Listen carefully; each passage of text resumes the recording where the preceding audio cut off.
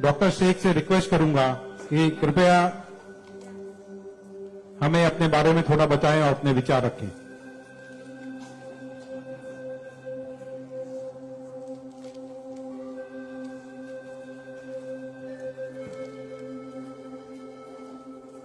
सबसे पहले तो मैं अल्लाह रब्बुल इज़्ज़त की बहुत ज्यादा शुक्रगुजार हूँ कि उसने मुझे इतनी इज्जत दी और इस मकाम तक पहुंचाया कि मैं अपनी लाइफ के जो फैक्ट्स हैं, जो जर्नी में आपके साथ शेयर कर सकूं।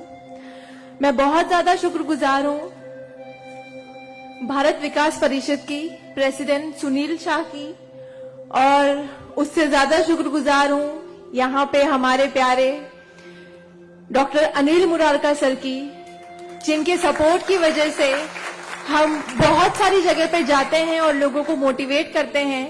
और जितना डॉक्टर अनिल मुरारका सर एक डिसेबिलिटी को लेकर जितना कंसर्न है, उतना मैंने किसी को नहीं देखा। तो I really thankful for him for that. 2008 मैंने अपना 10th क्लियर किया था। मैंने टॉप किया था पूरे जोगेश्वरी में विद 92.15% लेकर, और मेरा ख्वाब था कि मैं डॉक्टर बनूं और लोगों को सर्व करूं।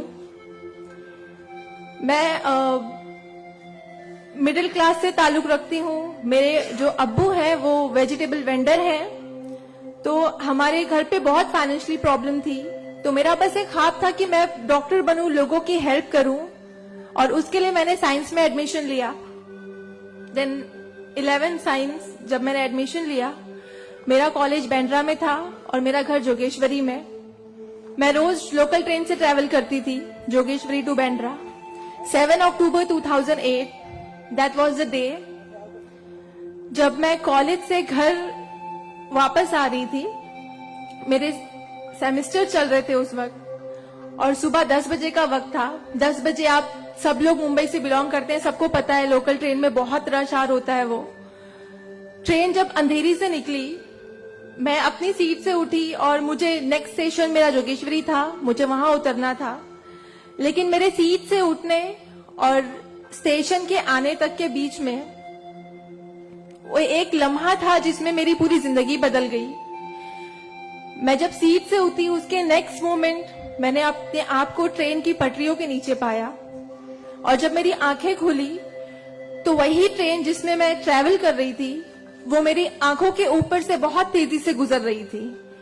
एक लम्हे को लगा कि मैं कोई ख्वाब देख रही हूं, लेकिन जब ट्रेन पूरी तरह से मेरे पैरों से गुजर गई, मैं वहां हेल्पलेस थी।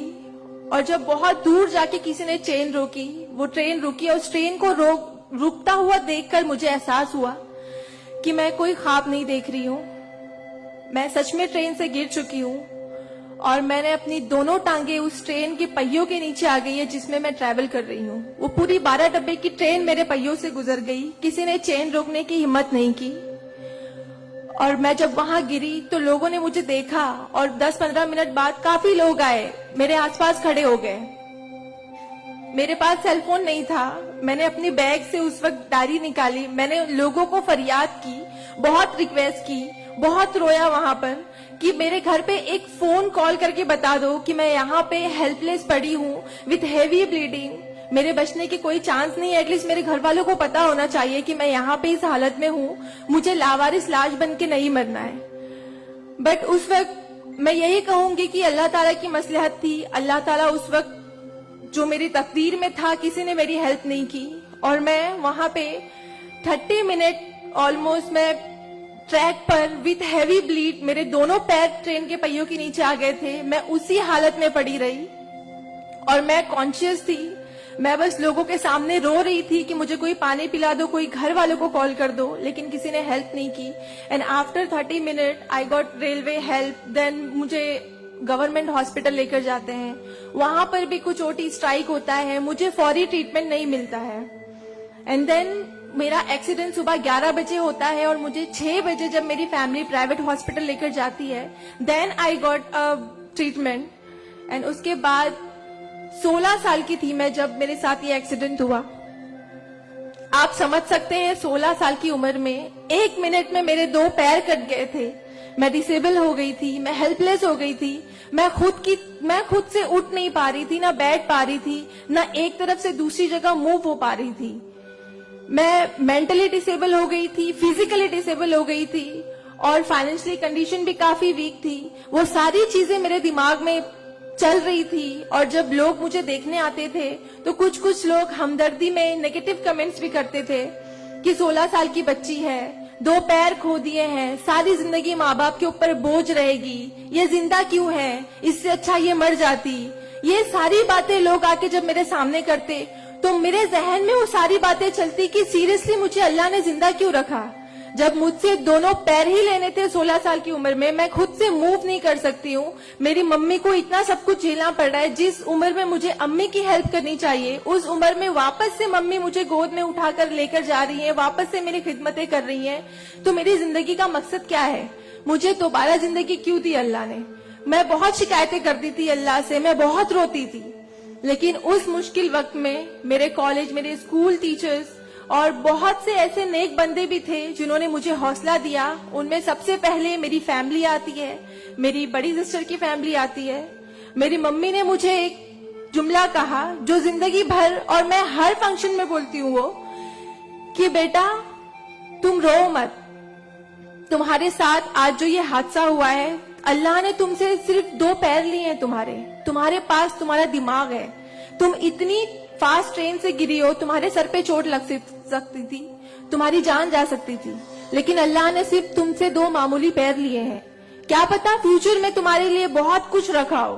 तब मुझे बातें उनकी समझ नहीं आती थी, लेकिन अल्हम्दुलिल्लाह अल्लाह का लाख लाख शुक्र है कि आज इस मौके पर जब लोग मुझे एज अ इंस्पिरेशन समझते हैं, एक आइडियल करते हैं, तो मुझे समझ में आता है कि मेरी अम्मी सच बोलती थी कि हौसला रखो, सिर्फ 2 टांगे गई है। आज मैं जब अपने प्रोस्थेटिक लेग से चलती हूँ तो लोगों को पता नहीं चलता कि मेरे पास 2 पैर नहीं है, मेरा एक पैर थाइस के पास से नहीं है, दूसरा नी के पास से नहीं है, बट लोगों को ये अंदाजा नहीं होता है। तो बस मेरी अम्मी ने जो एक बात कहा था कि अल्लाह पे यकीन रखो बच्चा, तुम्हारे साथ जो हो रहा है और जो होगा वो सब अल्लाह ने प्लान किया हुआ है, तुम बस हिम्मत मत हारो कभी भी और बस डटे रहो अपने जुनून के पीछे कि तुम्हें डॉक्टर बनना है। तुम्हारी 2 टांगे नहीं तो क्या हुआ, तुम्हारे पास दिमाग है, तुम ज़हीन हो, तुम आगे बढ़ो।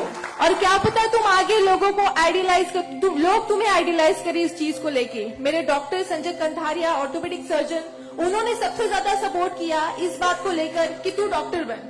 मैंने अपनी जीने की उम्मीद छोड़ दी थी, डॉक्टर बनने की उम्मीद छोड़ दी थी, लेकिन जब उन्होंने मुझे बताया कि तुम डॉक्टर बन सकती हो, तुम बनो, देन मैंने प्रिपरेशन स्टार्ट की।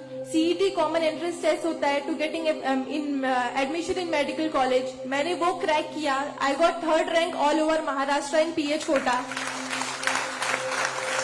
एंड आफ्टर दैट मुझे बहुत खुशी हुई कि मैंने 3rd रैंक क्लियर किया है। Now I got admission, I will get admission in MBBS.